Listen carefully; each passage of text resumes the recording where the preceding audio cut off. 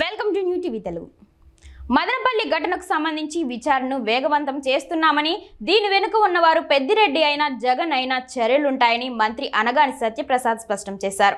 గత ప్రభుత్వం అధికార దుర్వినియోగానికి పాల్పడిందని, అన్నిటిని బయటకు తీస్తామని మంత్రి అన్నారు. మదనపల్లిలో జరిగిన అన్యాయాలపై బాధితులు పెద్ద ఎత్తున కంప్లైంట్ చేస్తూనే ఉన్నారని, అన్నిటిపై విచారణ జరిపి చర్యలు తీసుకుంటామని మంత్రి అనగాని వెల్లడించారు. జగన్ సర్కార్ హయాంలో భూములను దోచిపెట్టారని, త్వరలోనే అన్ని బయటకు వస్తాయని, ఎవరిని కూడా వదిలేది లేదన్నారు మంత్రి అనగాని సత్యప్రసాద్. రెవెన్యూ మీద, రీసర్వే మీద, అలాగే రిజిస్ట్రేషన్ల మీద సమీక్ష జరిగింది. ఎందుకంటే ఈ రాష్ట్రంలో మనం చూస్తూ ఉన్నాం, ఎక్కడికి వెళ్ళినా కూడా ఎన్ని గ్రీవెన్స్ చూసినా కూడా 80% గ్రీవెన్స్ కేవలం భూ సమస్యలపైనే మనకు వస్తూ ఉన్నాయి. గత 5 సంవత్సరాల పరిపాలకులు భూమిని అడ్డుపట్టుకుని వారు అనువాయులు సంపాదించుకోవాల్సిన విధంగా ప్రణాళికలు రచించుకుని ఎలాగైతే ముందుకెళ్లారో మనం చూసాం. అందుకనే గౌరవ ముఖ్యమంత్రి గారు ఈరోజు సమీక్షించడం, కొన్ని నిర్ణయాలు, సూచనలు చేయడం, రాబోయే రోజుల్లో ప్రజలకు ఒక మంచి పరిపాలన భాగంగా వారి హక్కులు వారు కల్పించే విధంగా ఒక ఇంటరాక్టివ్ మీటింగ్ కూడా ఏర్పాటు చేయడం జరిగింది.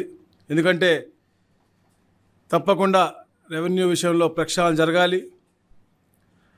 ముందుగా అధికారులకి కూడా కొద్దిగా బాధ్యతతో పాటు భయం కూడా ఉండాల్సిన పరిస్థితి. ఎందుకంటే మనం చూసాం మదనపల్లి ఫైల్స్ ఎంత దారుణంగా ఒక రాజకీయ నాయకుడి చేతిలో అధికారులు కీలుబొమ్మలుగా ఉండి రెవెన్యూ కార్యాలయంలోనే భద్రత లేకుండా పోయినటువంటి పరిస్థితి.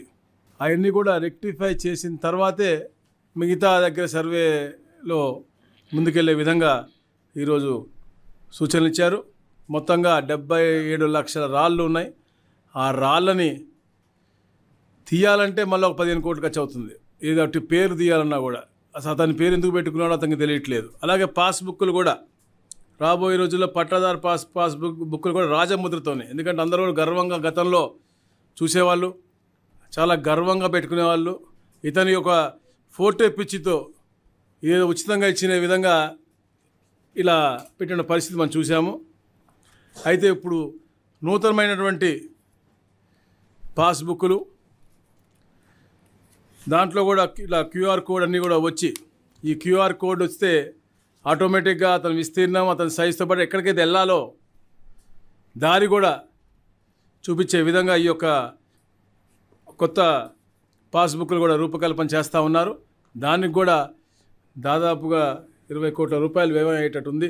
ఇవన్నీ కూడా అంటే ప్రజాధనాన్ని దుర్వినియోగం చేసుకుంటూ వాళ్ళ అనువాయులు బాగుపడే విధంగా కొత్త చట్టాలు తీసుకొచ్చి అసైన్మెంట్ భూమి పేరుతో అవకతవలు జరగడం, 22A అని చెప్పేసి చేయటం, మరి వారు చేసిన తప్పులని కూడా కప్పుపుచ్చిన విధంగా ఈ మదనపల్లి ఫైల్స్ లాగా అరాచకాలు చేయటం, ఇవన్నీ కూడా పూర్తిగా సమీక్షించాం. అలా అందుకనే గౌరవ స్పెషల్ చీఫ్ సెక్రటరీ గారి యొక్క ఆధ్వర్యంలో అందరు హెచ్ఓడీలు కూడా ముఖ్యంగా ఎక్కడైతే ఎక్కువగా జరిగిన విశాఖపట్నం, ఉమ్మడి చిత్తూరు, నెల్లూరు, ఒంగోలు ఈ ప్రాంతంలో వచ్చే వారమే పర్యటిస్తారు.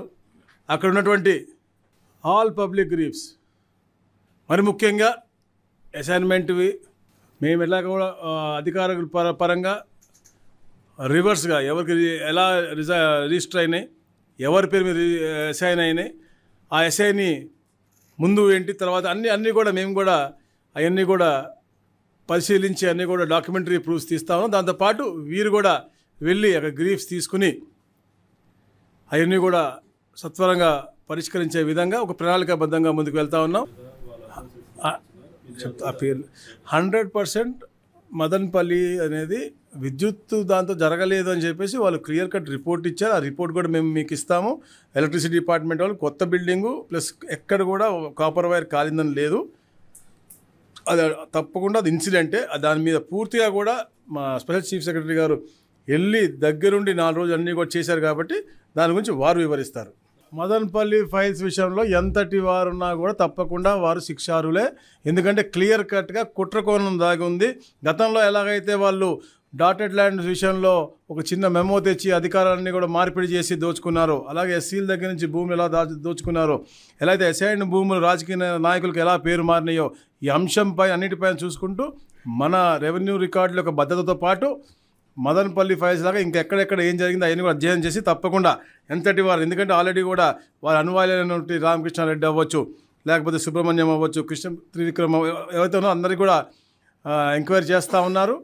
తప్పకుండా వారి ఈ రూట్ ఎలాంటి నాయకుడి దగ్గరికి వెళ్ళినా కూడా వారు తప్పకుండా శిక్షించి తీరుతారు.